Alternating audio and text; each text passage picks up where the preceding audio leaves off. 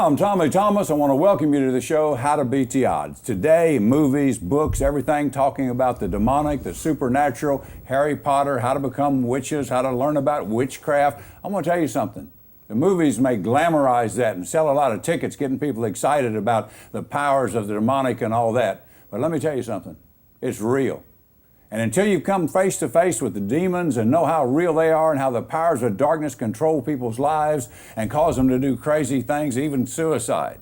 Well, that's what happened with our guest today. She almost got to the place where she committed suicide, but God intervened. She's going to share her testimony right now. Sandy Boyd has an awesome ministry now, reaching out with the Gideons all over America, sharing her testimony. So let's meet her right now. Welcome to the show. Thank you, Tommy. Well, we have some Gideon friends. They told me a little bit about your testimony, and you shared it with us today. But let's go back. When you were a little girl, grandmother was praying, and it wasn't for Jesus, was it? No, it wasn't. What'd she do? Well, she was into witchcraft and introduced my two older sisters and myself to witchcraft, spell books and incantation books and rituals when we were very young. When I was about 5 years old, I started getting into talking to spirits and thinking that they were my friends and that they would help guide my life.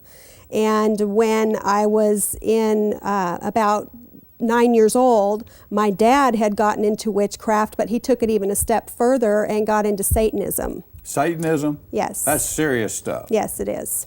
And from that point on, my life took a downward spiral. My dad introduced me to drugs, cocaine, and other drugs. At 9 or 10 years old, he did that? Yes, when I was 9 years old. By the time I was 10 years old, I was addicted to the drugs that he had me on, and I was a participant in the satanic rituals and sacrifices.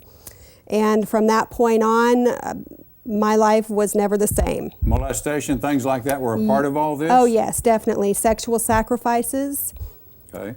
That was the main thing with him. And when I went through my adolescent years, when I was 17 years old, I thought I needed to get out of this. There has to be a better way of life.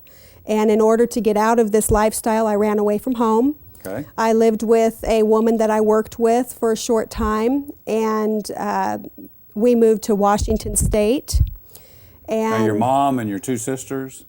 Yes, they were still there. Okay. They were still there. My older sister was moved out at the time Okay. and married, and then my other sister was actually in a psychiatric hospital.